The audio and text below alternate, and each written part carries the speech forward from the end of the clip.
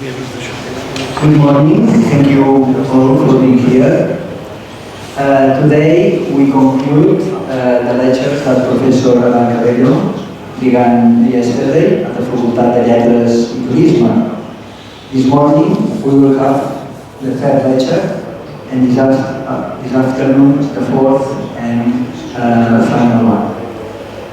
We would like to thank Professor Cabello once again for accepting the invitation to give these lectures, and also Matthias Kleinman to accept the invitation to participate in them.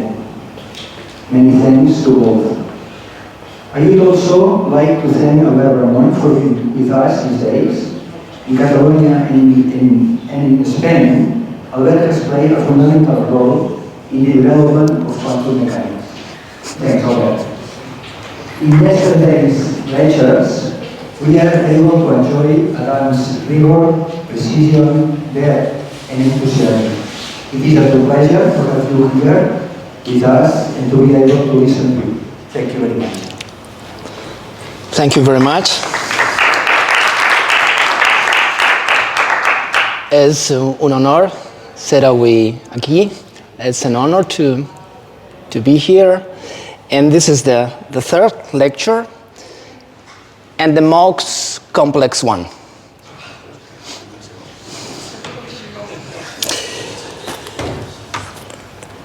So previously in the first lecture, we argue as follows.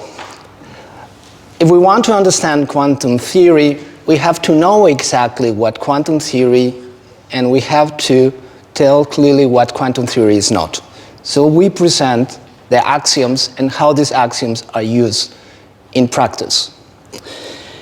In the second lecture, we saw that the same axioms can be written in different keys. So there are completely different interpretations, most of them using exactly the same axioms. And then at the end we said, well, isn't this a problem? And sort of suggesting, yes, it is a problem. So now it's time to try to fix the problem. So today we are trying to identify where does quantum theory, meaning the Hilbert space axioms, the Born rule, come from. In the sense that we will try to identify what is the key property of nature that is acting in every experiment in which the use of quantum mechanics is successful. Okay? And for that, the idea, and this is key today, you have to understand why I'm doing what I'm doing at every time. The idea is to identify a signature, a fingerprint of quantum theory, and then said, okay, how could be different this signature? How could be in the most general theory, in the most impossible universe, how could be this signature? And then compare it to the one that we got from quantum mechanics. And then try to get some conclusion. That's exactly what we are going to do today. So this is the idea. We have some rules. We have the 4 axioms. States are represented by self-adjoint operators. Unitary transformations, irreversible transformations are represented by unitary transformations. The ideal measurements of observables are represented by self-adjoint. So, and the Born rule. And we want to understand where these rules are come from. The exact formulation of the question comes from John Wheeler. He said, where does quantum mechanics, he said, come from? What deeper principle does quantum mechanics arise from? And he had some specific answer in mind. He strongly believed that behind it all, there is an idea so simple, so beautiful, that when we grasp it, we will say to each other, how could it have been otherwise? How could we have been so stupid?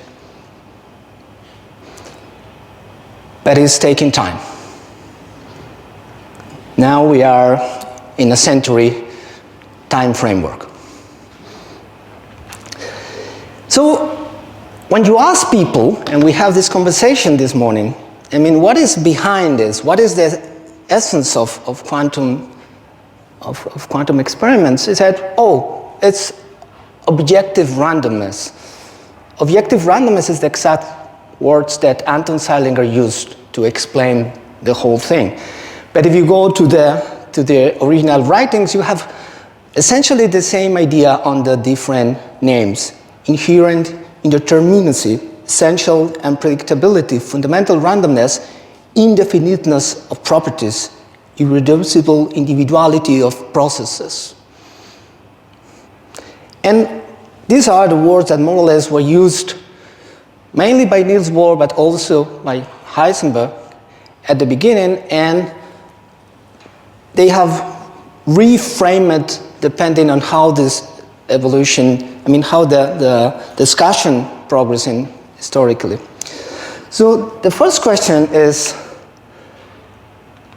can this objective randomness by itself explain the mathematical formalism of quantum theory? And the answer, I said, is no.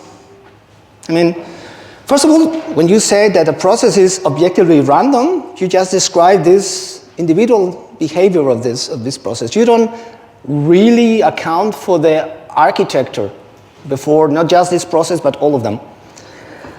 Second, and the main point I will say is that why the Hilbert space?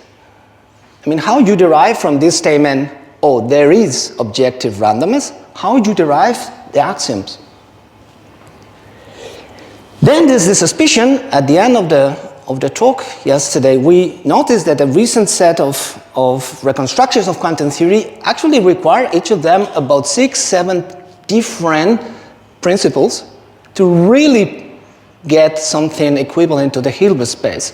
So how a single statement can manage to reproduce that? So I would say that the overall feeling about that is that objective random is a symptom. It's something that is useful to try to explain people what might be behind. It's a symptom of something deeper, but it's not really capturing the whole thing. Okay? It's not really the cause of the Hilbert space formalism. So our approach is the following. In the first lecture, we noticed that quantum mechanics deals with a particular kind of experiments in which you have a preparation, and then you perform a measurement, and that was key because we define a measurement in a very specific way. It's an interaction on the physical system that produces an outcome belonging to a particular set of pre-established outcomes. And in principle, if the measurement is good enough, you can keep performing measurements like this afterwards. So the question is, okay, let's consider all these kinds of experiments and let's try imagine how universes, different universes, implement that idea in different ways. Okay? Then, and that's going to be a very important and technical point, we will try to identify a characteristic signature of quantum theory in these processes. And actually, what we will do is to identify a signature of non-classicality. Okay? And it's really interesting by itself. Okay? And then say, okay, this is really out of classical physics, and then we have different possibilities, because this thing can happen in different magnitudes, let's say. So they said, okay, we have quantum mechanics, how this thing is achieved in quantum mechanics, versus other possible theories, how this thing is achieved in other possible theories. The whole idea is kind of illustrated by this photograph of the island. We are checking the landscape of possible theories under the assumption that quantum theory is an island there. There are other islands, there are bigger islands, smaller islands, and the hope is that by identifying in what sense the island we call quantum mechanics, is special, we can identify what are the principles, presumably physical principles, that shape this island. Is it clear, the focus? Okay. So, these are the experiments we are considering. We have this circle that represents a preparation, something that produces physical systems. Then we have the first square, represents a black box that can take two possible values, meaning there's a black box that can implement two different measurements. We call the first measurement x, and we will assume, for simplicity here, that x can take two values, either x equals 0 first measurement, or x equal 1. And for simplicity as well, we will assume that the outcomes that we will call A can be just two, 0 and 1. But then, on the same physical system, we can perform a subsequent measurement that we call y. It's represented by the second box. And then again, y can take two possible values. There are two possible choices of measurement, 0 and 1. And again, the outcomes can be two. Now we call the outcome B. Then, in these experiments, what we do?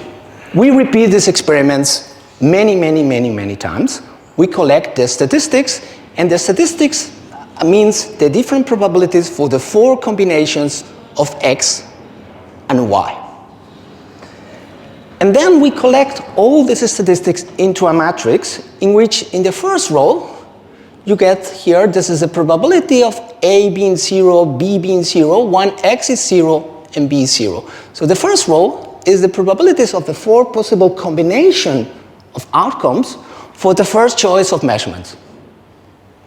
The second row is the same thing, but for the second choice of measurements. In this case, the second measurement is 1, not 0. Okay? So we have four probability distributions. Something like here. Of course, obvious thing, important thing, is that the sum of these four numbers in each row has to be 1. Okay? This is what we call a correlation, a matrix of correlation, to be more precise. Okay? And we will explore all possible matrices like this that can be generated in the most general theory, and then compare to the same set, but for quantum mechanics and possibly for classical physics. And then we need a basic definition, a super important definition. We already, in the first lecture, introduced the operational notion of observable. Remember that an observable is a class of equivalence of measurements. Measurements that are indistinguishable in the sense that whatever you prepare the system, by implementing two apparently different measurements, you get exactly the same statistics for any initial preparation. We say that they are implementing the same observable. Okay? So each observable in that sense is a class of equivalence. It's not now time to compare two of these observables. And this is crucial. We will say that two observables, A and B, are jointly measurable or compatible if there is another observable C such that the outcome of C gives you the outcomes of A and B. Let me put a very simple example. Imagine that what we call measurement is simply rolling a 6-phase die. Okay? 6 possible outcomes. Well, one possible observable for this experiment is A. Is it odd? What you get? Yes or no are the possible outcomes. B could be, is it smaller than 4? Two possible outcomes, yes or no. How can we measure jointly A and B? By measuring C. Which number is it? This means the existence of Z guarantees that A and B are jointly measurable. Is it clear? Then we need another notion, which is the notion of disturbance.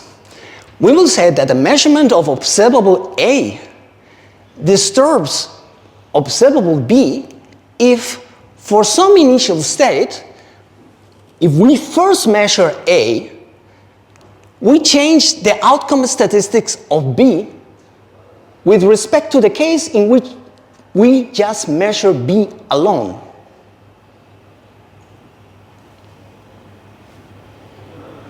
Okay?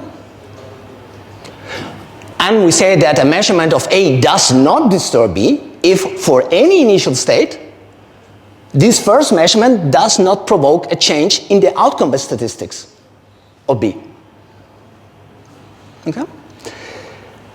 But then the important thing, notice that it's easy to prove that if two observables A and B are not jointly measurable in the sense of the previous slide, or incompatible, then, at least for some states, the measurement of A should disturb the measurement of B.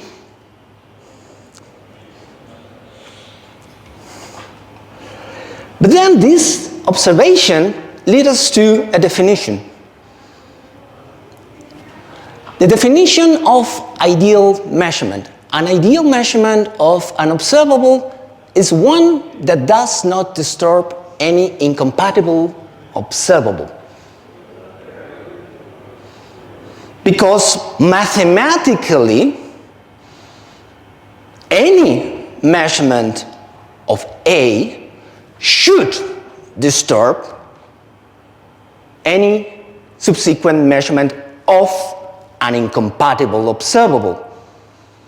But notice the logic. It might be the case that A and B are compatible, but still the first measurement disturbs the second, simply because it's a clumsy measurement, there's some noise in between.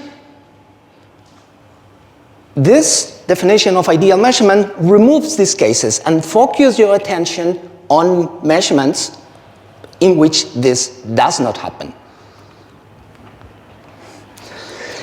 What is the good thing about ideal measurements? Well, they define the standard measurement of an observable, since they introduce only the theoretically unavoidable minimum disturbance. In practical terms, if you manage to implement in the lab ideal measurements, you have an advantage. Because whenever you conduct sequential experiments, ideal measurements maximize information gain, because after an ideal measurement, the experimenter can still acquire the maximum theoretically available, attainable information. And now remember the definition of correlation. Now think about an experiment with two sequential measurements. What is the good thing of ideal measurement for these experiments? It is that ideal measurements isolate the correlations in the sense that enable the experiment to separate the correlations that are permitted by the theory from those situations in which the disturbance introduced by the first measurement is due to a clumsy implementation of the measurement.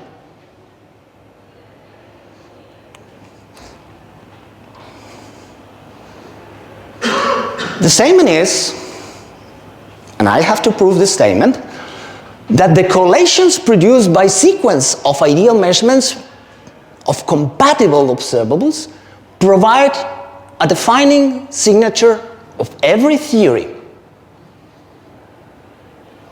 I'm saying that for classical theory, you will have a fingerprint. For quantum theory, you have a different fingerprint, and I can imagine many theories with different fingerprints, signatures, than classical or quantum.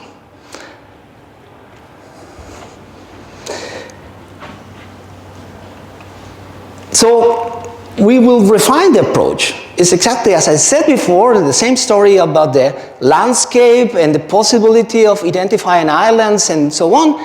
but with a focus on experiments in which we perform ideal measurements of compatible observables. Experiments without disturbance. But now is the main thing. Now I need you to prove something which is useful not just for this talk, but is useful in a more general context. The best question I heard this year from a very young person, he asked, what is the difference between quantum probability and classical probability? At the end of the day, it's probability. Probability is defined in a particular way. How can it be different? Actually, you can reformulate the same question, and I also heard confusing answers to a very simple question in a much modern context is, what is quantum information? The answer is super simple. I don't know how they escape the answer. The answer is information generated by quantum systems. There's no mystery, is that? And then, wait, but what is information? Is just zeros and ones, sequence of zeros and ones? Yes, yes. And then where is the magic?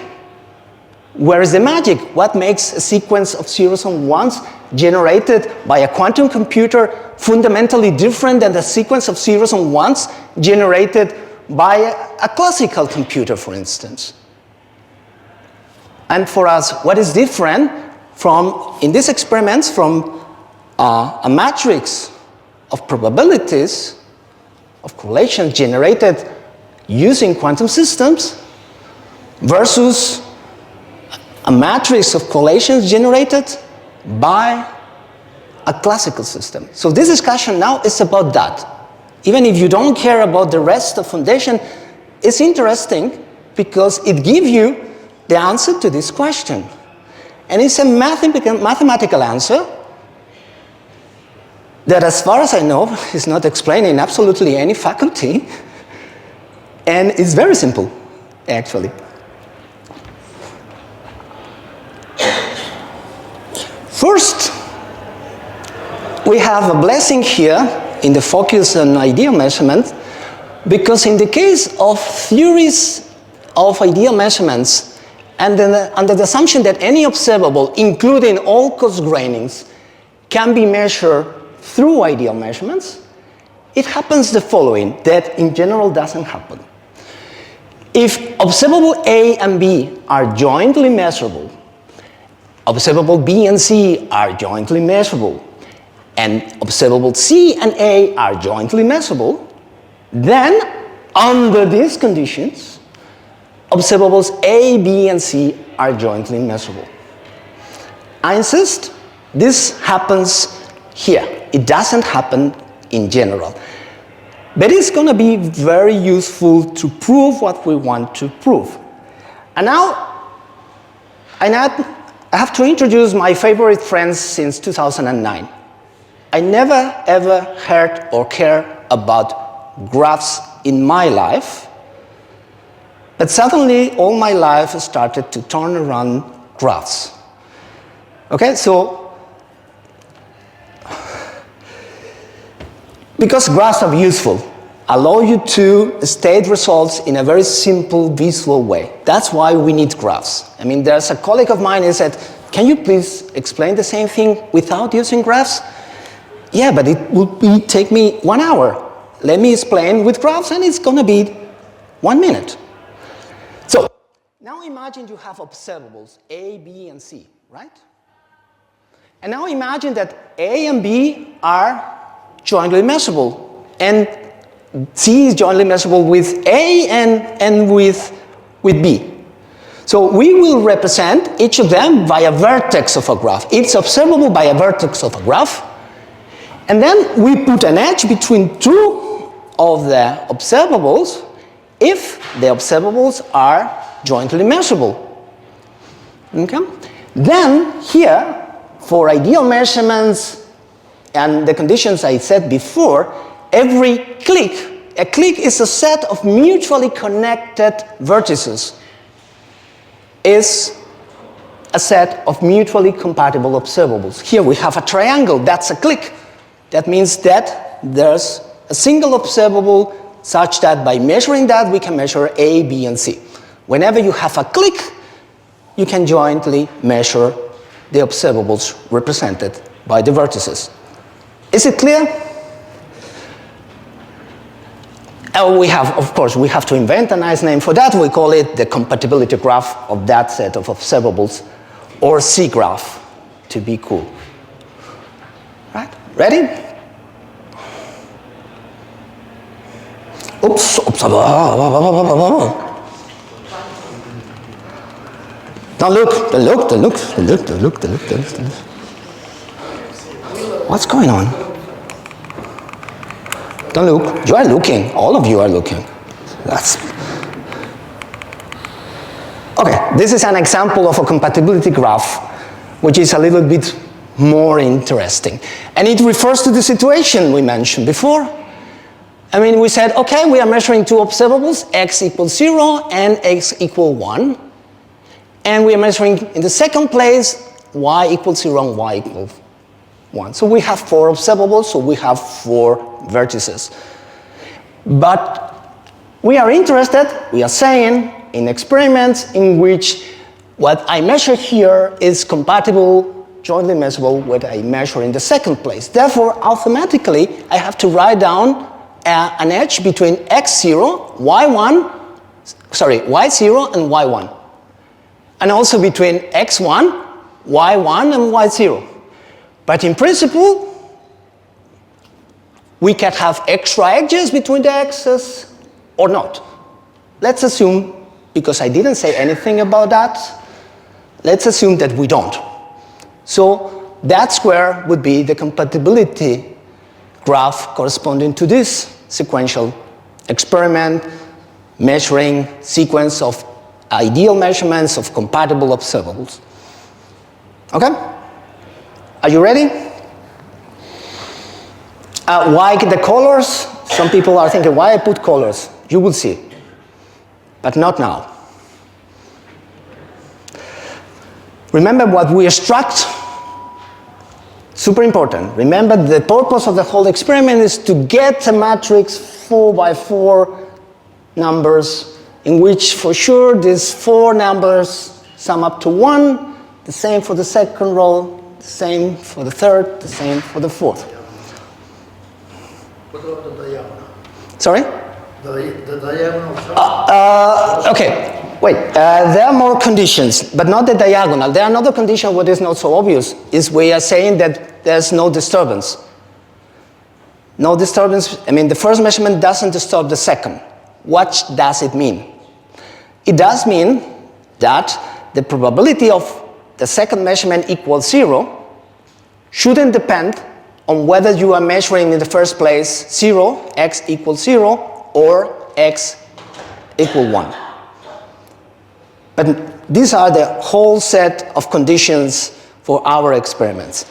On the one hand, the sum of the probabilities of that is 4 conditions should be 1, but on the other hand, when you take the marginals, the marginal probabilities, there are 2 ways to reach the same marginal.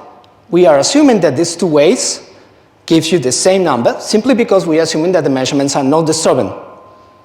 Okay? These are the rules of the game. Are we all on the same page? Good.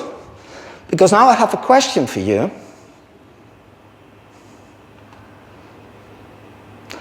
Consider a graph in which each vertex represents an observable. Okay? There is a joint probability distribution for the observables that are in the same clique. Why? Because they are jointly measurable. For instance, take this graph as an example. So here A and B form a clique, so there's a probability of all the possible outcomes of A and B. Okay?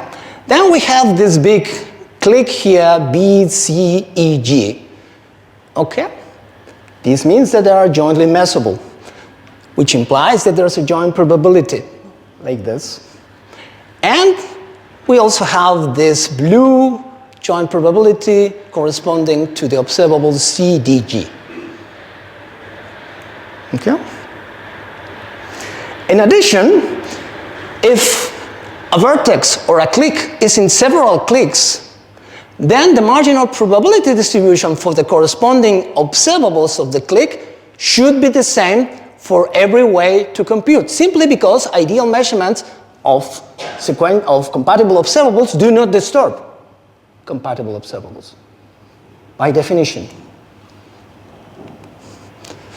Meaning that, for instance, imagine the probability of B equal B. What happens? B is both in the red click and in the green click. Okay? Therefore, the way to compute B, probability of when I measure B, I get this particular outcome, lowercase b, can be computed either by marginalizing over the red or by marginalizing over the green. And the other case is C. C, the same thing. C belongs to the green click and to the blue click. So these are the extra constraints we're assuming. Ready?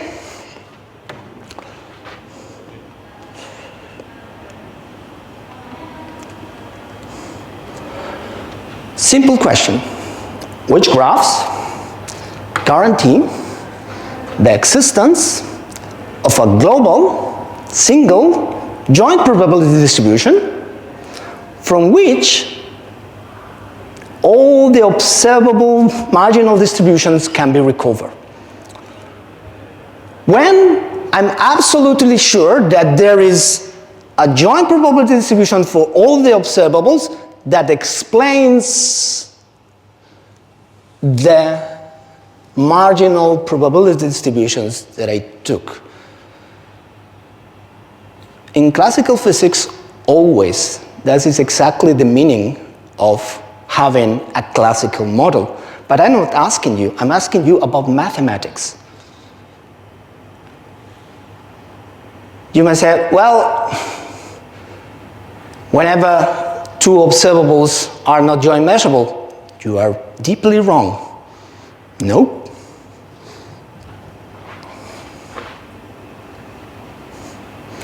For instance, here there are many observables that are incompatible. A is incompatible with E, and with D, and with G, and with C. So it's a yes, no question. Is it guaranteed that there is a joint probability distribution, P of A, blah, blah, blah, blah, blah, blah, G, such that all the possible probability distributions can be recovered? Any young person can answer this?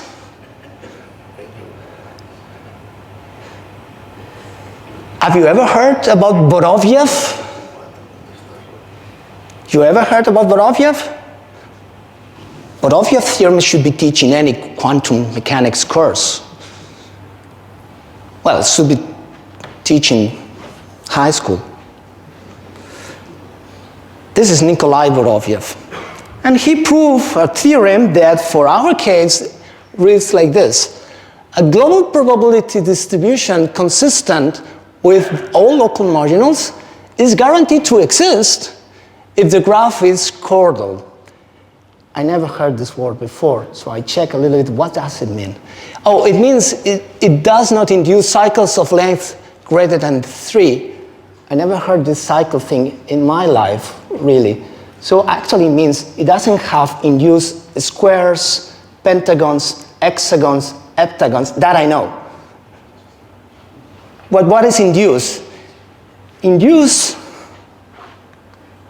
a graph, as a subgraph is induced in a graph. For instance, imagine this vertex. You want to construct an induced subgraph. You take out this vertex, this one, but also all the edges of this vertex. So this is a graph, and this is an induced subgraph of the previous graph. Okay, so what Boroviev is saying, that if you have a graph in front of you, and you ask, okay, do you have induced squares? pentagons, heptagons, blah, blah, blah, and the answer is no, no matter how much incompatibility you have, the answer is there is a classical model. And most graphs are like this.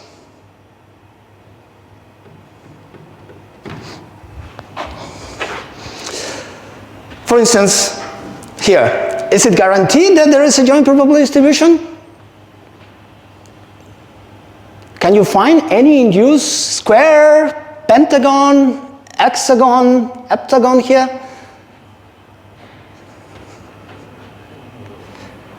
It is guaranteed.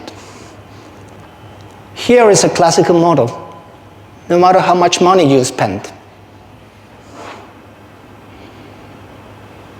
There's mathematically no room for anything non-classical, period.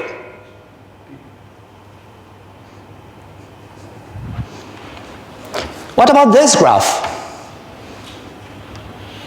Oh, this is more interesting. There is room. Why? Because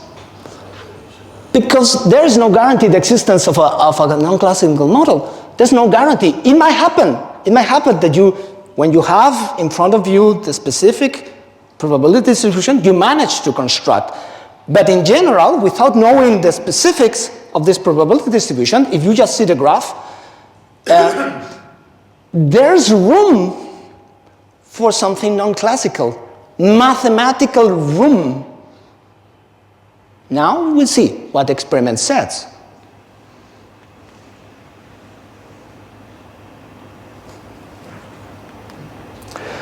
Voroviev theorem opens the possibility that for some compatibility graphs, a global probability distribution, something non-classical, something classical might not exist. Therefore, something non-classical might exist. And I insist on the point, this is pure mathematics.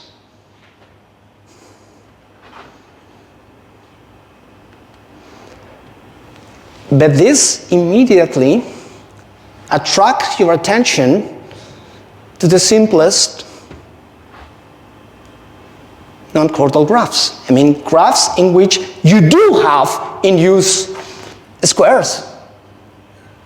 You do have in use pentagons. So there is something like 32 different, meaning non-isomorphic graphs with, for instance, less than 6 vertices, 32. But only a few of them, if I did it correctly, these ones, offers you the mathematical chance to observe something different that you can generate through a classical theory. So we pay attention to them.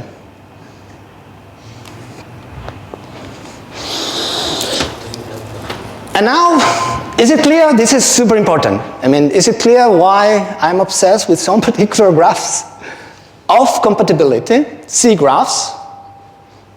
In C graphs, remember, vertices represent observables, edges represent relations of joint measurability. I'm saying that because I'm about to explain why I put colors in the previous example. I put colors, well, not just colors, I put two pieces, right? I'm trying to encode here the fact that X has two possible outcomes, 0, represented by the empty part, the white part, and the white half circle, and 1 represented by the red half circle. And the same here, but for a different observable. So now I easily can imagine a representation of what I call an event. What happened? I can measure together the red thing and the blue thing. And each of these measurements has two outcomes. So imagine I get outcome 1 for the red and outcome 1 for the blue. Then I represent the whole thing by a circle, half red, half blue. That's the idea. So this is the representation of events. Now imagine that the observable is Alice opens her left hand and finds a chocolate. This is 1. Alice opening her left hand is the red observable. Okay? But this is compatible, the red observable is compatible with the blue observable. The blue observable can be Bob opens his left hand, but in this case finds nothing, 0. So this is the representation of this event.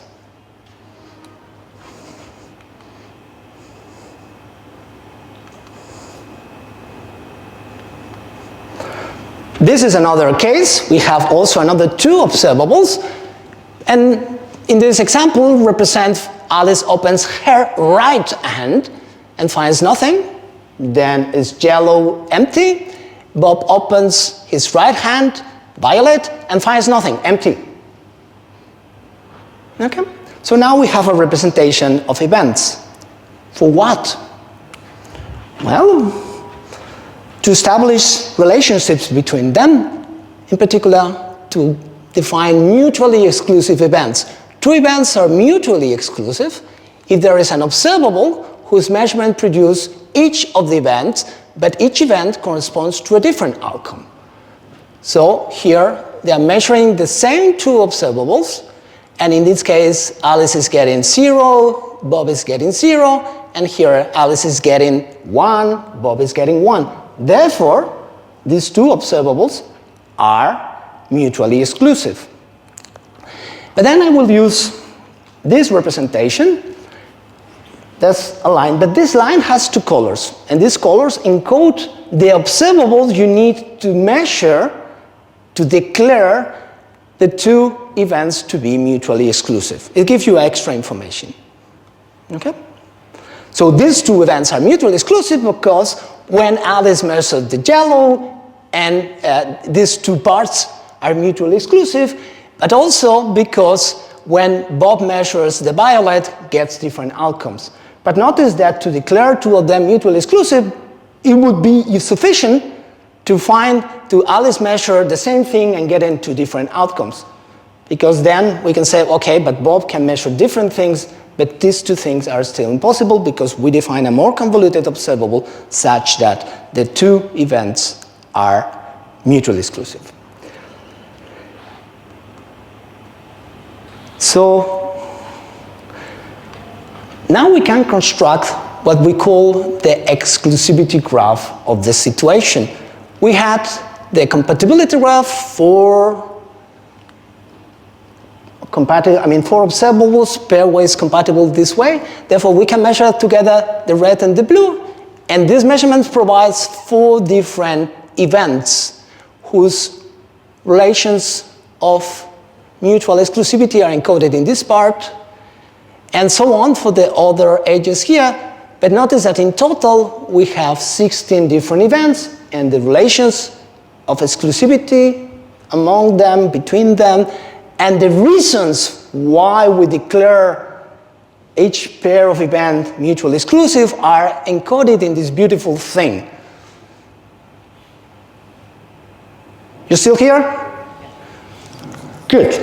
Remember that the square is the simplest graph, compatibility graph, for which something interesting, non-classical, can happen. Okay? But notice that what we said interesting is not C at the level of these vertices. It's so at the level of the matrices of collations. That's why all this exercise, because what we have in the lab is really connected to this graph rather than to the other graph. We have this table of probabilities. So I'm saying, okay, this table of probabilities can be put in correspondence to. Okay.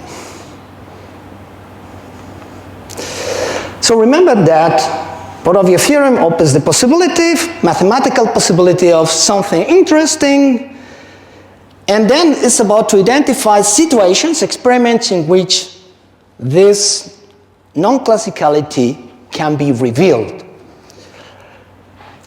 And then, actually, we have identified sets of subgraphs, graphs, C graphs that are interesting. And for each of them, we can construct what are the valid probability assignments? What are the valid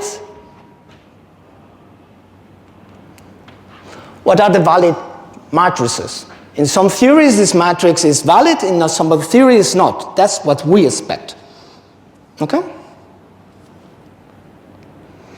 So we want to mathematically solve the exercise, for instance, in what is, given this graph, what are the matrices that are possible in classical physics?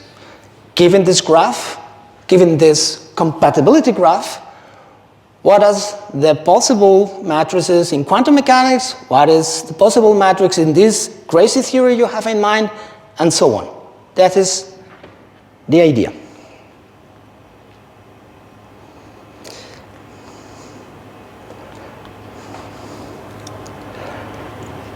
This is what we want to do, but there's a problem. It's a very complicated problem. We know that. So, can we identify this largest possibility set for each interesting C-graph for any theory?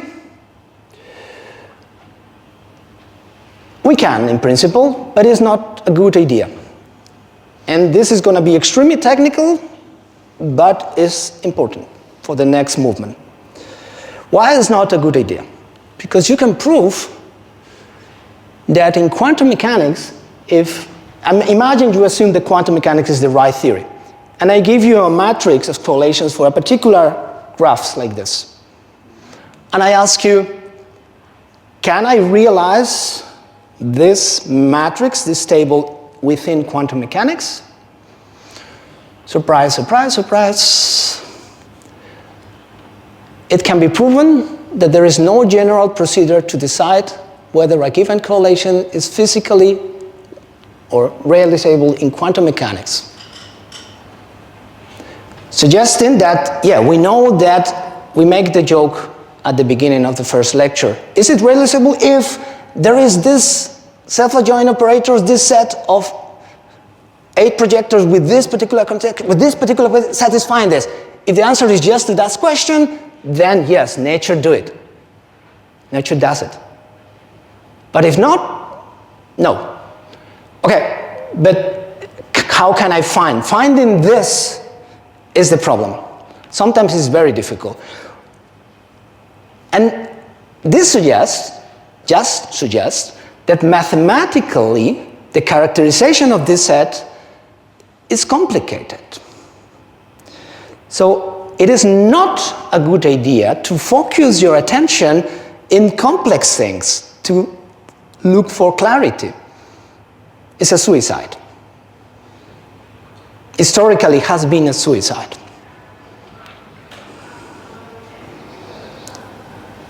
What is the alternative?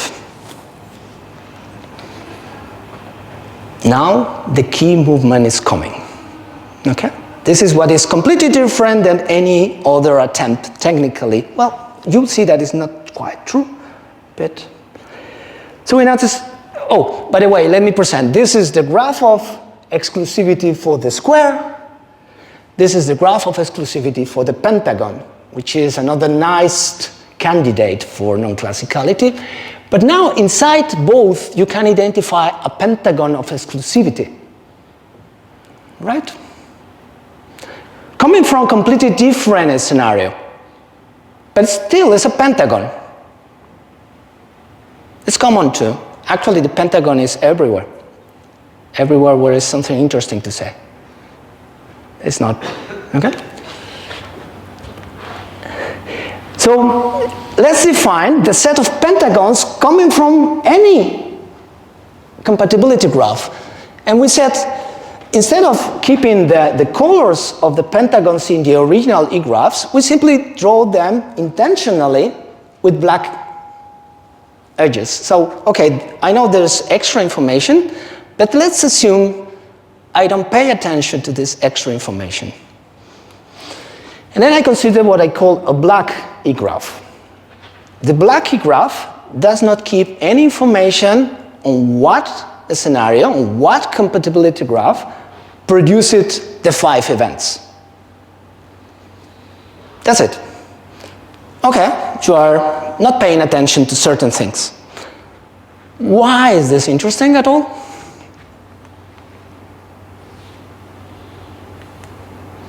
Okay, then the problem we are about to face is we take one of these black E-graph and we said, I give you probabilities, assigned probabilities to each of the vertices. I give you, in this case, not a table of 16 numbers, but I give you just a vector with 5 numbers, P1, P2, P3, P4, P5. And I tell you, oh, this corresponds to the pentagon. And I will ask you, in your theory, can you achieve these 5 numbers? It's the same problem as before, but there's a big difference that here, at least in quantum mechanics, we know that the answer to this problem is very simple. Can be proven. There's always an answer. Super fast to get. Suggesting that whatever is the set is not as mathematically complex as the other set. Okay? So what we did is say, here you have some particular scenario, and we consider, instead of all these constraints, we consider the problem of assigning probabilities here without the constraints represented by the colors. And just a comment.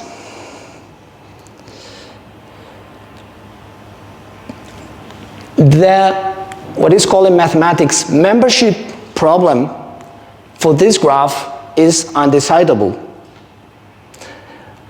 The membership problem for this graph, and for all graphs, is a single SDP question.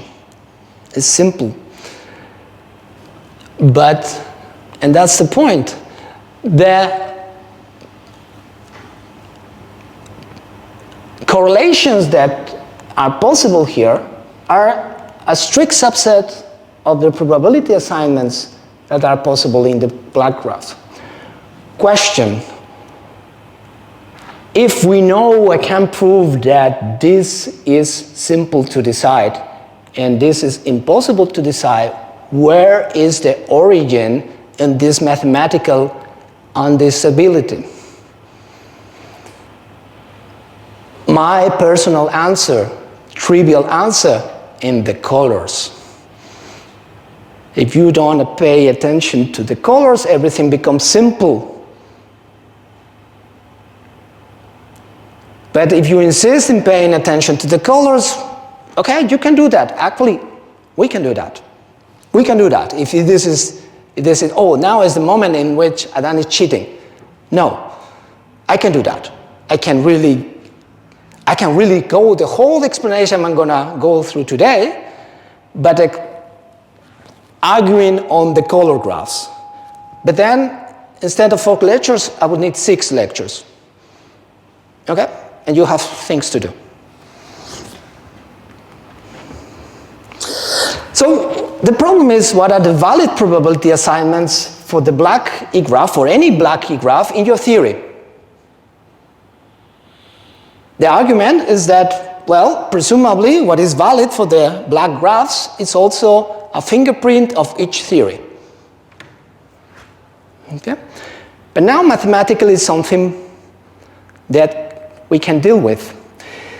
And then, the same way that there are just particular C-graphs that are interesting, meaning allowing non-classicality, you can ask, okay, what this implies at the level of exclusivity graph. What exclusivity graphs allow for non-classicality? And this has also a beautiful graphical answer. The only interesting graphs are imperfect graphs. Welcome, if you never heard about imperfect graphs, that was exactly my situation in 2009. And actually, it was a miracle because there was a conjecture that allows to establish a very simple definition of what imperfect graphs means, but it was open for 20 years. But we were lucky enough that so somebody solved the conjecture just before our result. So now I can tell you easily what I mean, thanks to the so-called strong perfect graph theorem, which basically said that the graph is imperfect if and only if has induced odd holes or odd antiholes. Odd holes are odd length induced cycles of length at least 5. And antiholes are their complements, the complements of the odd holes. What is the complement of a graph? A graph on the same number of vertices in which, if in the original graph you have edges, you remove them all, and if you didn't have edges, you put edges. What I'm trying to say is this. These are the holes, the odd holes, pentagon, heptagon, nonagon, whatever the name, and these are the antiholes. So the big result is that if you focus in the E-graphs, the only E-graphs for which you can have non-classicality are those that has these odd holes and antiholes induced. For instance, the pentagon is one of them. Okay? That's why the obsession on the pentagon. The pentagon appears in every interesting C-graph and is the simplest E-graph for which you can have something non-classical.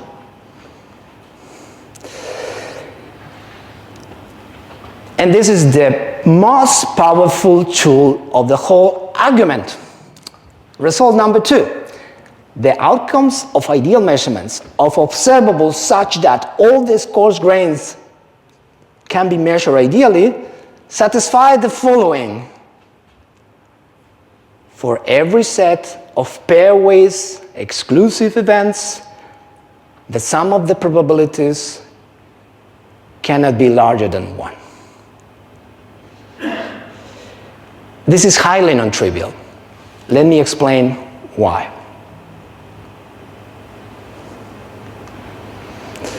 Imagine you have 3 measurements: the blue, the red, and the green.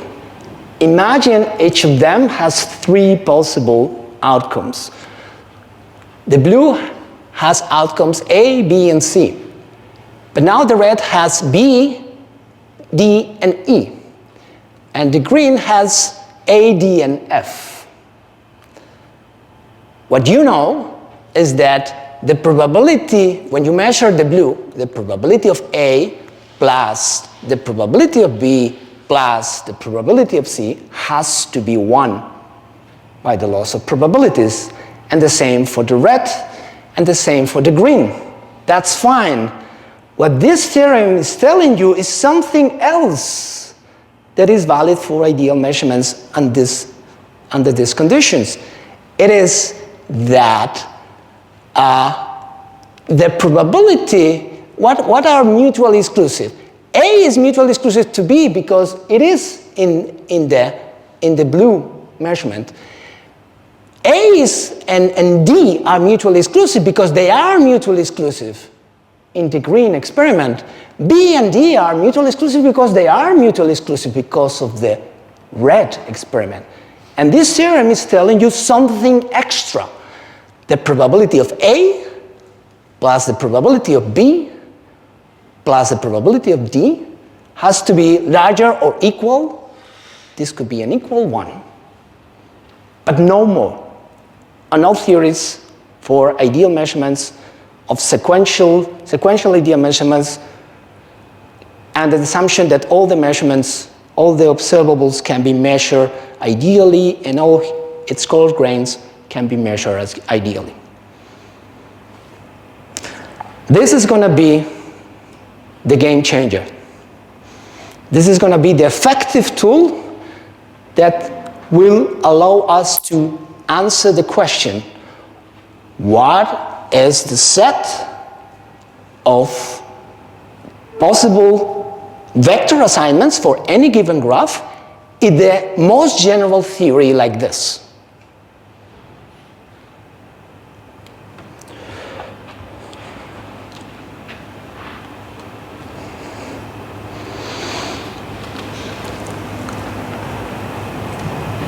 let's check whether you got it.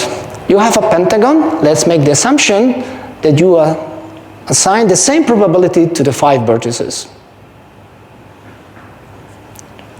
What is the maximum value of x?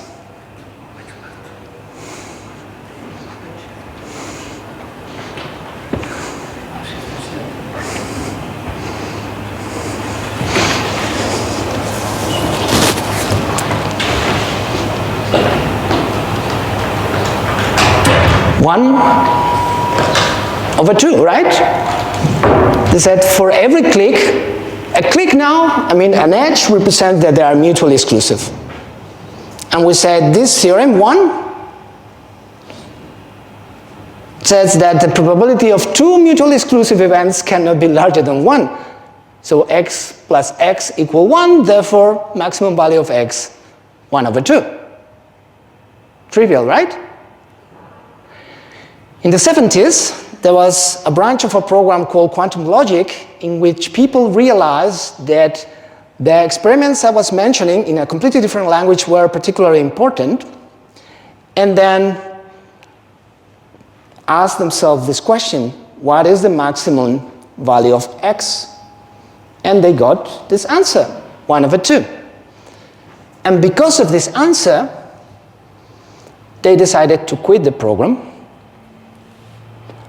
because, to summarize, this answer was completely different than what you obtain in quantum mechanics. But in 2012,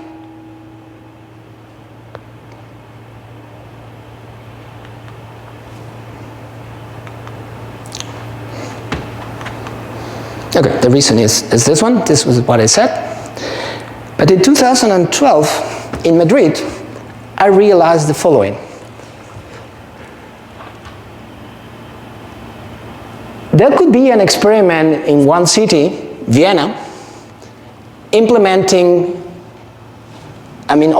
5 events with the relations of exclusivity given by a pentagon.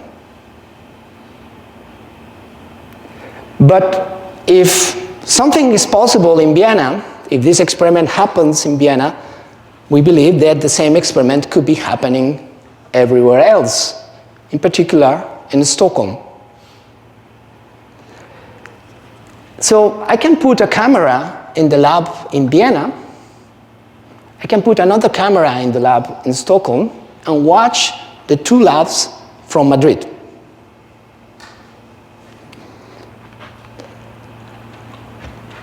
In each of the camera, I just observing this, and I observing how they get the probabilities, and like this. But I can think of the experiments as a single experiment, and in which instead of having just 5 events, actually I have the first event in Vienna and the first event in Stockholm, or the first event in Vienna, second event in Stockholm, namely having 25 events. And I'm actually collecting the probabilities of the 25 events in Vienna and Stockholm. So now the question is, if these graphs of exclusivity are so important to detect non-classicality, what is the graph of exclusivity of this combined experiment? And you notice that it's equivalent to something that in graph theory is called the OR product of graphs. You don't care about this, you care about this. Okay? My mother-in-law loves this. We make t-shirts with this. But this is nothing but a graph of exclusivity between the 25 combined events in Vienna and Stockholm. This is how I see from the camera in Madrid. And then, again, this vision is a game changer.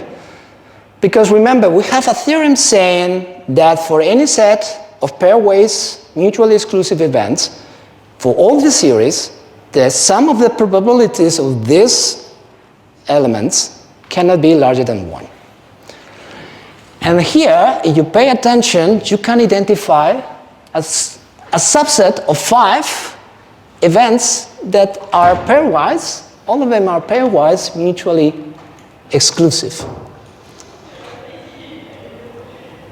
You can also notice, or you can assume, that actually the probabilities in Vienna and the probabilities of any event in Vienna is independent from the probability of any event in Stockholm. So the probability of a joint event, of a combined event, for instance, this is first event in Vienna, fourth event in Stockholm. The probability of this event is nothing but the probability of the first event in Vienna times the probability of the fourth event in Stockholm. Nice. But wait, you have 5. And each of them, if originally the probability was x, now is x squared. And you have 5 of them.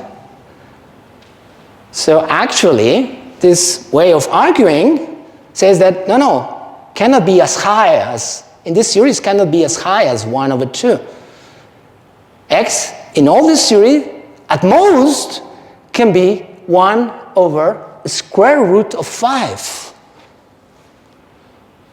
So then you notice there is a technique to generate what is valid in all these series, to construct what we're looking for. What is the valid set for any graph? I give you a graph, and I ask you what vectors of probability, assignments of probability, are valid in the most general of this series.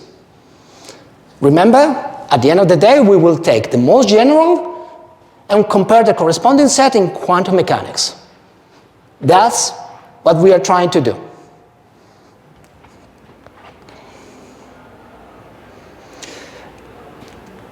But then we said, okay, you take 2 copies, but the same happens with 3 copies, no? So you can keep doing this with 3 copies, and then you have to have more friends, allowing you to put cameras in the labs. Well, you have a lot of friends in the world. So you put another camera in Paris, and then you do the OR product, and then you do the graph. And then my mother-in-law loves me, because, yes, this is it. It's getting better and better. But that's a problem, because the next movement is to identify the largest clique inside this graph. We can do it. Has 10. Okay?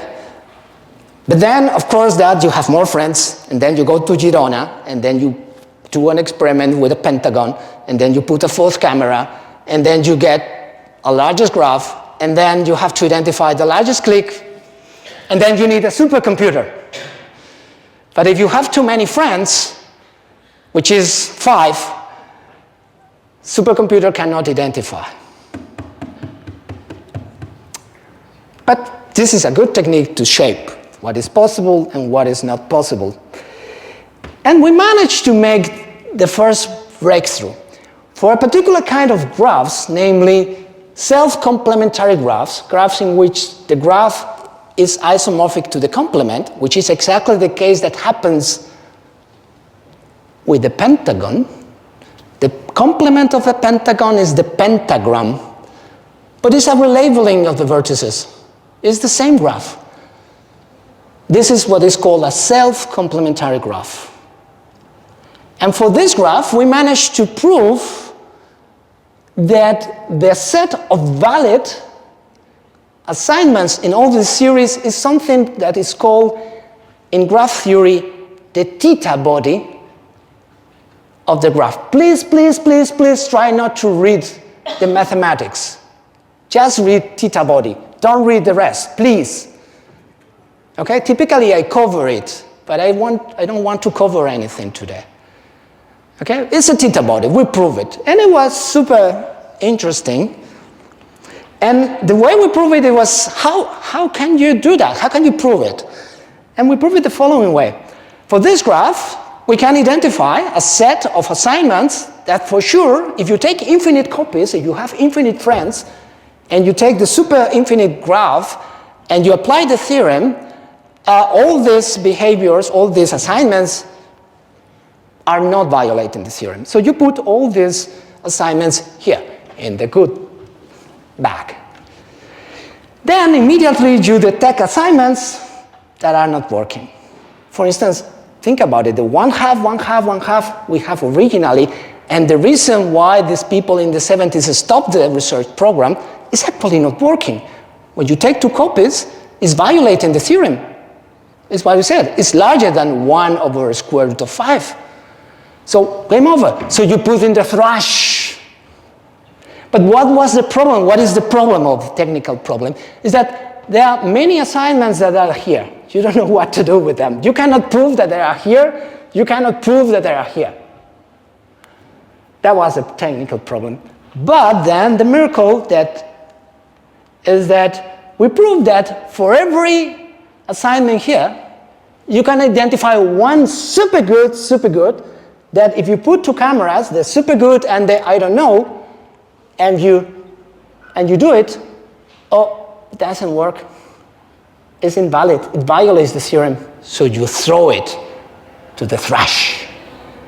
So at the end of the whole process, you have this. So you have the answer of what you want. And the answer is the theta body of the graph. I never heard about the theta body before in my life. But what was the problem?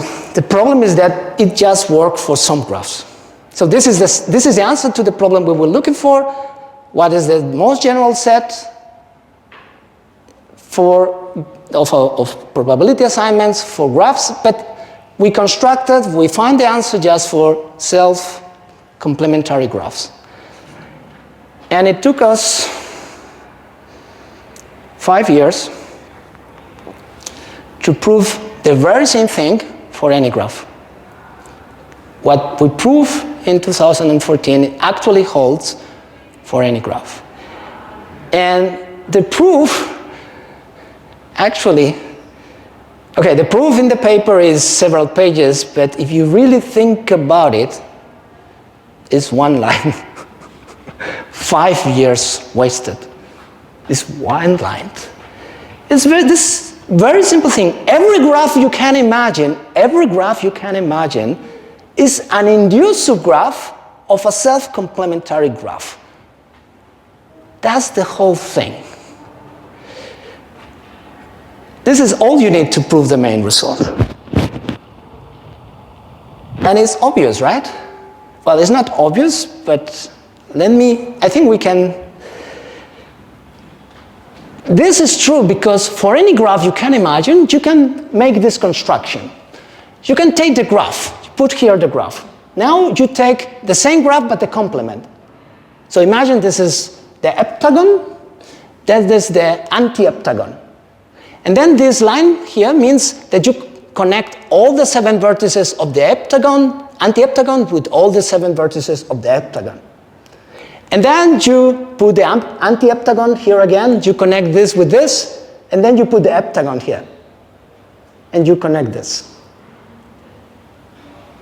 Of course, here G is an induced subgraph of the whole thing. Because, you trace out and when you trace out this, you trace out all these lines. So you get G induced. But now the funny thing is that it's easy to prove that this construction, whatever G you inject, produces a self-complementary graph. Because if you take the complement of G, you get G complement. Taking the complement of these lines is keeping out these lines, adding these lines wherever you don't have lines, so you got this. But up to relabeling, these 2 things are the same thing. Okay? So we managed to prove what is, for the largest theory you can imagine, producing probabilities for sequences of ideal measurements of compatible observables. And for any graph you can structure that. The theory, at most, should produce for each graph the theta body of this graph. That is a mathematical result. Why I'm telling you all this? Originally, the idea is because now I have to tell you what is the corresponding set in quantum theory. And now we will see the difference between the two sets. And this difference will give us clue on why quantum mechanics is special. What are the principles that shape quantum mechanics?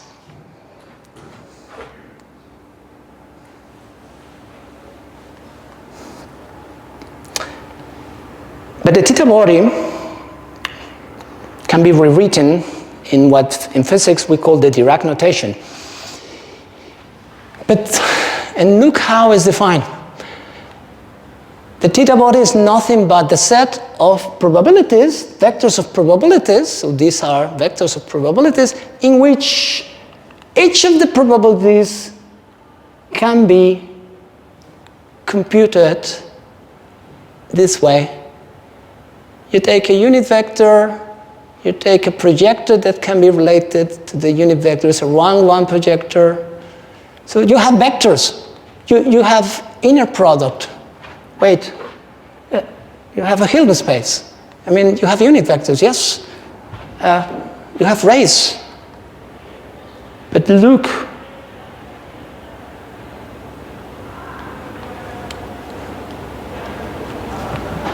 isn't this Bohn's rule? Exactly Bohn's rule?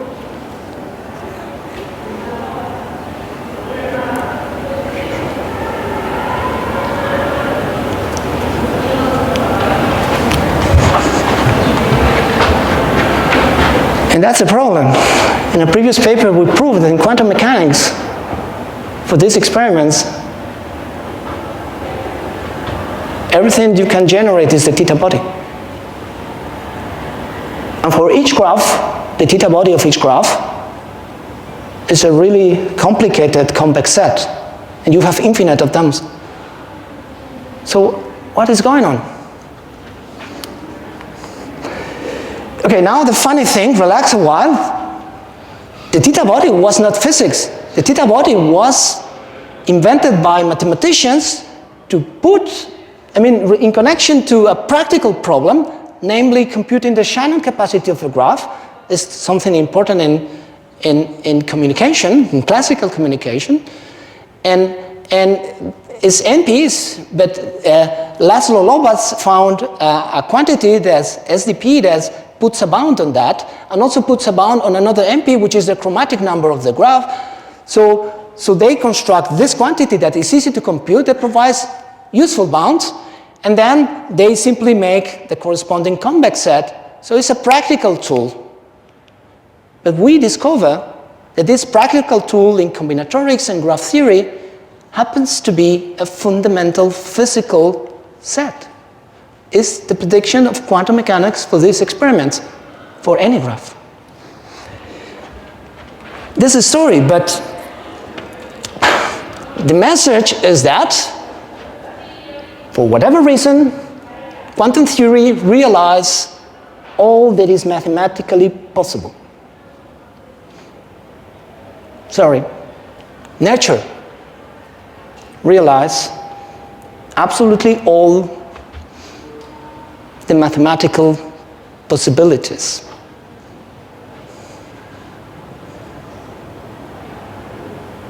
So what?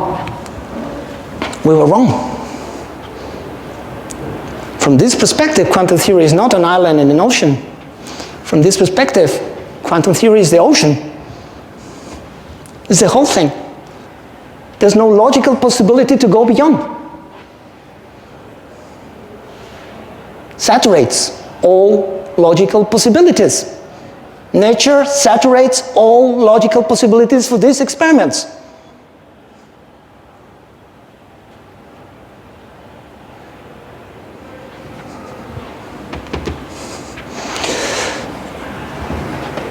Most physical laws, what we call physical laws in any faculty of physics, are examples of what in philosophy is typically called the principle of restriction. Most laws command what must happen by prohibiting what cannot happen. Spinoza said, all determination is negation. The most clear example is Noether's theorem. Symmetries imply conservation laws. We know whether a process is valid or not valid if energy is preserved.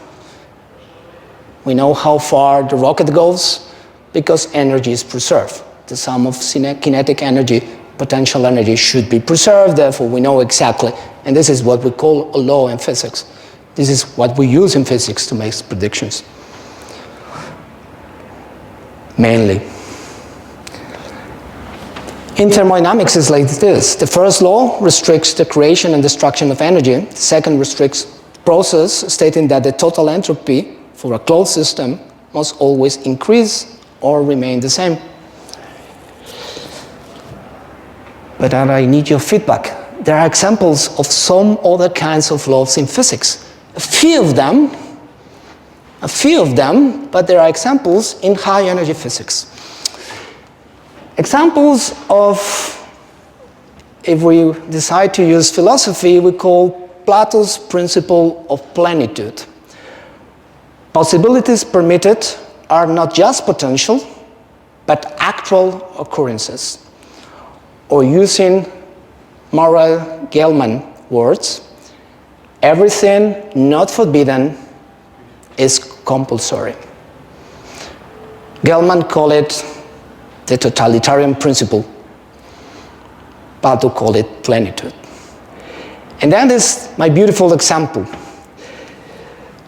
Konopinski-Mumot in 1953 conjectured the existence of what we nowadays call the muon neutrino, simply because they noticed that there was a particular decay of a muon into an electron neutrino, and something else that was not forbidden by any conservation law, including conservation of the leptonic number.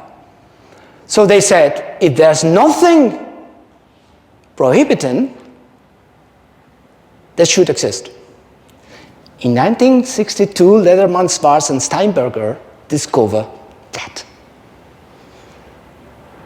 So the principle of plenitude has been in physics many times, have been used in physics as a predictive principle. Our conclusion in this third lecture, my conclusion, is that the correlations predicted by quantum theory with sequential idea measurements of compatible observables are exactly explained by the principle of plenitude. All possibilities are actual occurrences. And this actually helps you to identify why objective randomness is not enough. I can produce theories having objective randomness, still not saturating all logical possibilities. Objective randomness doesn't explain why all correlations occur.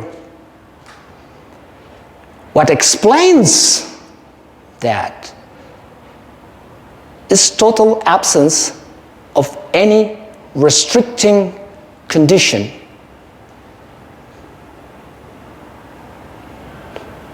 This absence is an ontology by itself.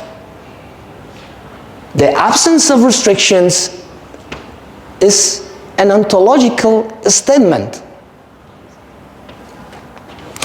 So, more this evening. Thank you for coming.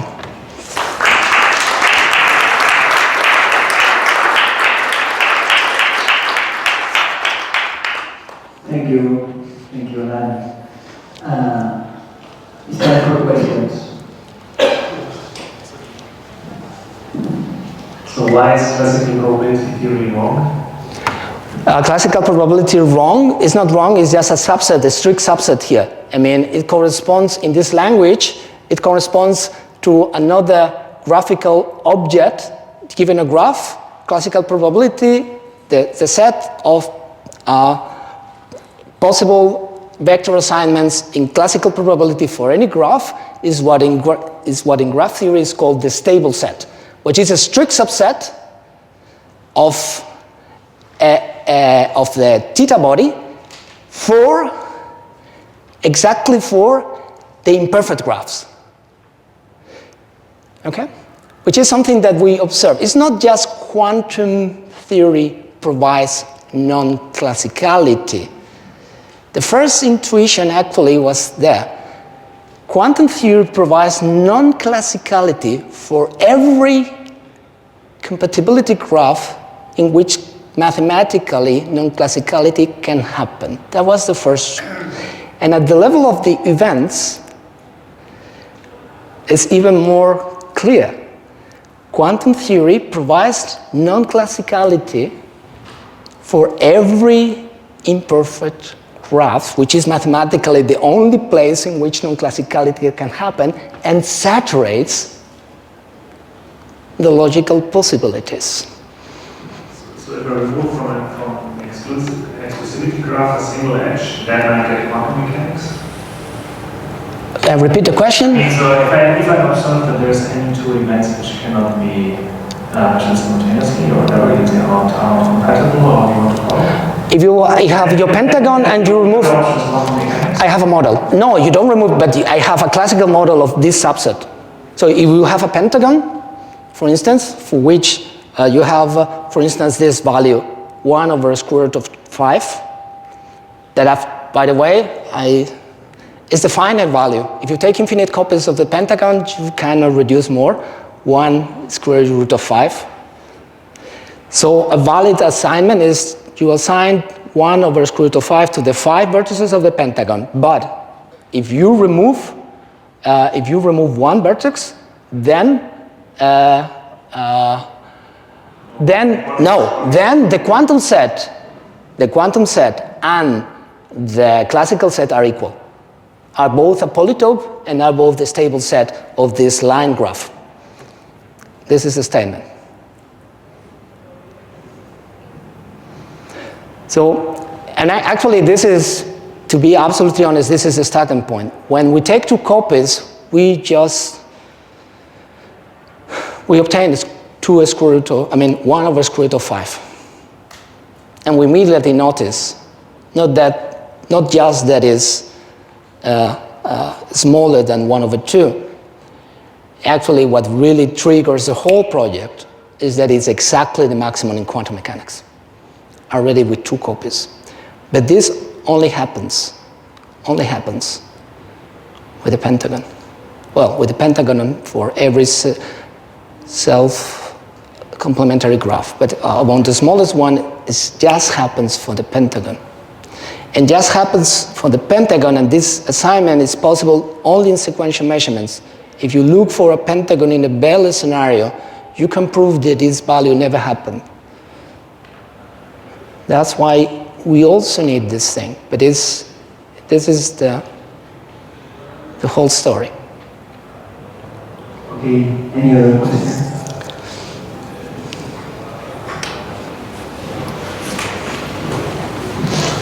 Thanks, for this talk.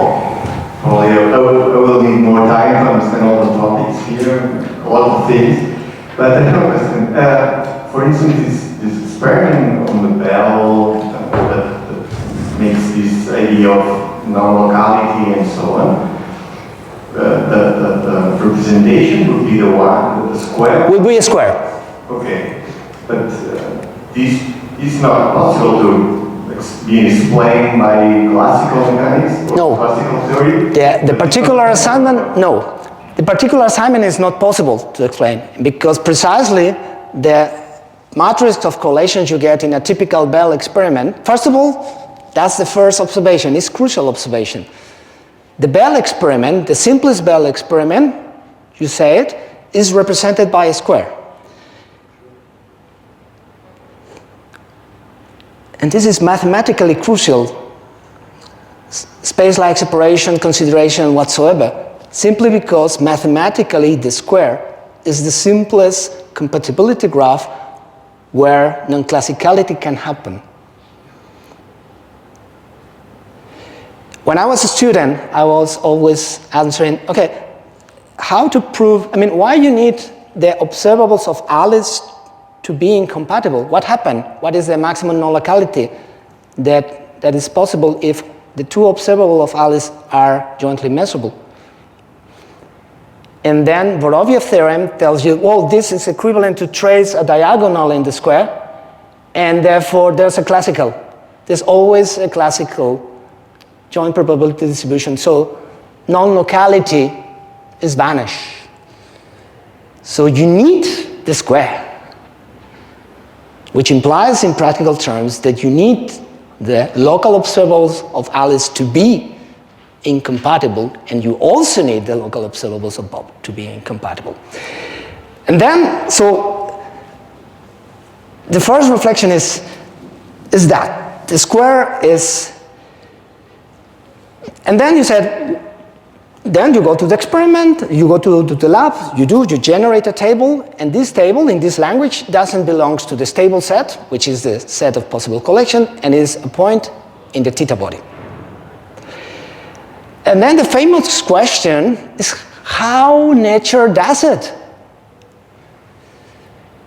And what I'm adding here is just the observation that nature does everything.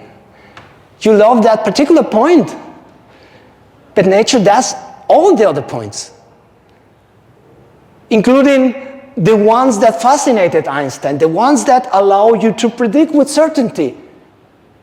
So one point, and has a classical explanation, is the point that Einstein focused on. Remember the second lecture. In the second lecture we said Alice can make a measurement such that can predict with certainty Bob's measurement, even if Bob is in the moon, or this measurement such that Bob can. And Einstein observed, but these two measurements are incompatible, and so Bob's.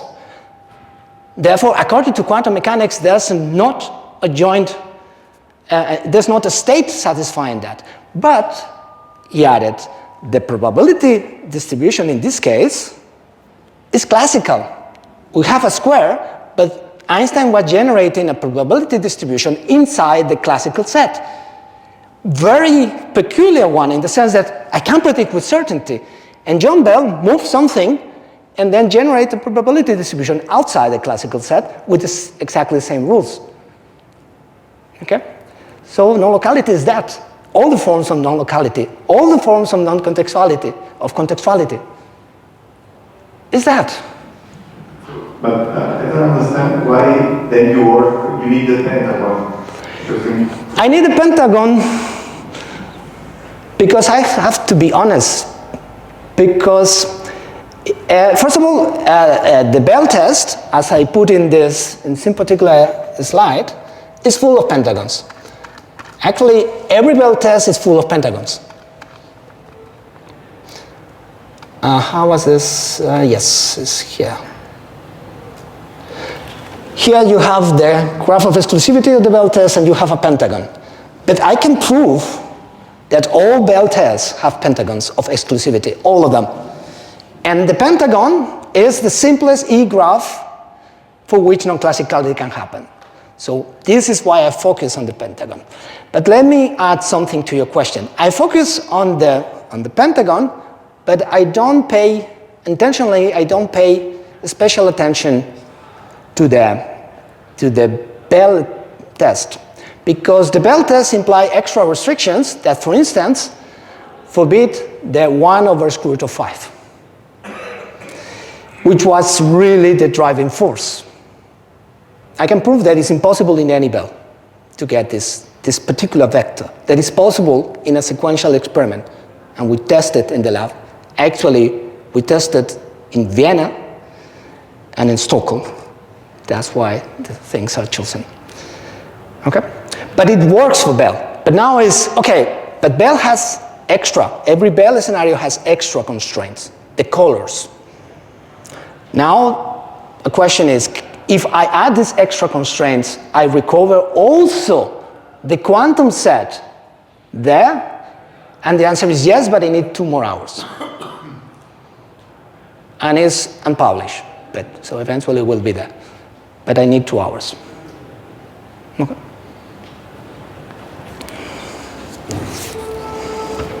Okay, another question? No, so... I have a question. Okay, there's a question here, but first. Since I'm coming from a completely different environment, so you're saying basically that the quantum theory is nature, is the whole ocean, right? So I understand nature as universe, and when you showed the old holes, the old empty holes, the image, as I see, the large click was looking like the universe. I was looking for fingerprints of theories. And fingerprints requires focusing on situations in which you have something different than classical. So first I identify when mathematically non-classicality can happen, first at the level of the scenarios, then at the level of events. And then I said, okay, I focus on particular kind of experiments, very similar to the ones quantum mechanics is about. I said, okay, how could it be different than quantum mechanics? Trying to shape quantum mechanics, comparing by the biggest set. But then, when I finish the project, I notice that I don't need to look for principles because there's no difference. And out of that, I make this narrative of the plenitude principle. This is what is new. And I insisted that this makes a strong difference with the standard narrative. There's a fundamental randomness in the universe. Of course there is, but this doesn't explain quantum mechanics. While the observation that nature, now I can say nature, but be careful. I'm saying nature, but I shouldn't say nature. We'll talk about that next. Nature not just realize everything, fills the bottle. Simply because there's possibility, there's nothing, tells you exactly there's nothing. The logic is now we observe that nature fills absolutely everything. So this means that there's absolutely no constraint. I said constraint, but typically we call constraints in physics faculties physical laws. Okay? So saying, welcome to the land in which physical laws don't exist. None of them. No restriction. That's the meaning. Okay? Here, what we observe in the lab is the theta body. And the theta body is what you get in a universe in which, given the program at this point, is said, okay, at this point, everything is set. All the rules have stated. Now generate all the points. Do we have a conservation law? No. Don't add anything. You press the button, you generate the correlations, and these correlations are the ones we generate in the lab. Is it clear? No, it's not. Go again. I mean, Plato's principle means that there's quantum theory. I mean, they knew already. Plato's principle is really more general. It's really more general, but that's why I said Plato's principle is not talking about correlations, it's not talking about, this is very precise applications of Plato's principle. So it's, you design a set of experiments and say, okay, what is possible? And then you apply Plato's principle. Everything that is not impossible is the answer. So also you have to present a position, no? So I mean, so the crucial ingredient is the ideal measurements. Right? The crucial idea... It's not Plato. I mean, it's just like the thing that you needed in addition. But I mean, the thing that you put in that really gives the structure of quantum mechanics is the idea of the ideal measurements. The crucial ingredient, the enabling tool, enabling in the sense of clarity, is the emphasis on ideal measurements.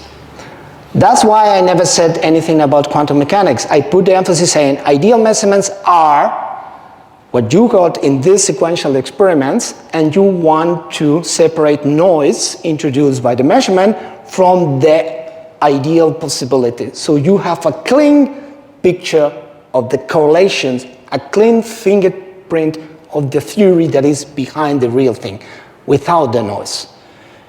This was the rule of the game, was intentional. So yes, ideal measurement was the enabled mathematical or physical tool, but the emphasis on, or the narrative emphasizes the fact that in any theory, you should pay attention on what is the prediction for ideal measurements. You may object, what if in this universe we don't manage to implement ideal measurements? And I answer, you don't care, for two reasons. Reason number one is because what you want is to compare theoretical predictions. So you should look this way, the universe, because it's useful, it's maximally predictive. So if you are a scientist and you want to maximize your predictive ability, you should try to identify this series. Because if you do it, nobody can do it better than you. But then the second favorite reason, and you know perfectly, and that's the reason why I put a particular experiment where I define ideal measurements exist in this universe. They are very, very costly. There are people, Marcus Hoover and colleagues, and Jelena, that have proven that they're extremely expensive in terms of resources in this universe, and we know it. But ideal measurements is a prediction of quantum mechanics by itself. Actually, the largest prediction, the biggest prediction. Okay? So there was a clue right at the beginning. Not true. Not true. Because we said that von Neumann's book was wrong.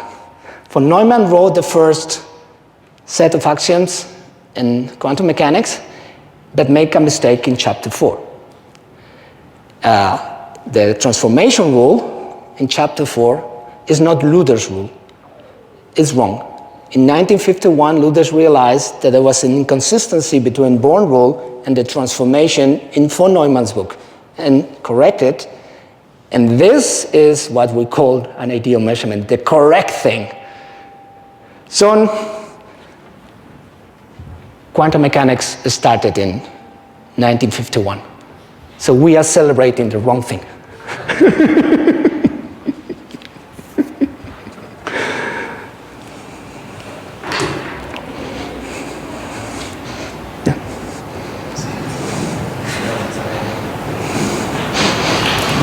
Thanks again. Just a simple question.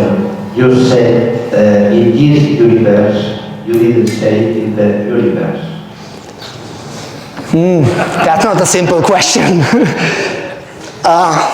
Yeah, I'm saying that universes like this are very similar, are identical to what it seems to be our universe.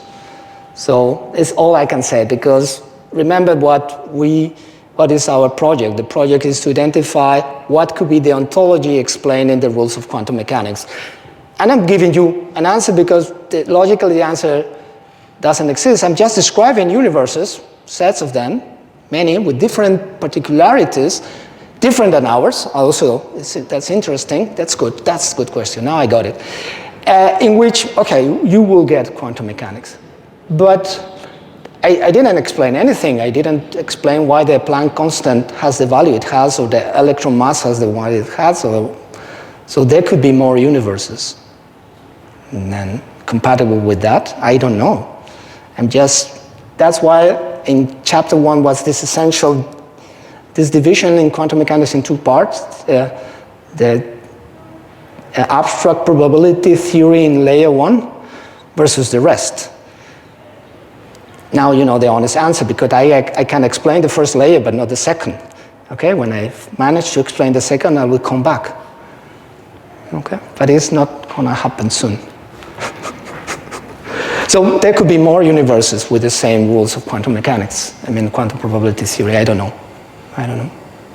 Or maybe not, maybe we can prove that, I don't know.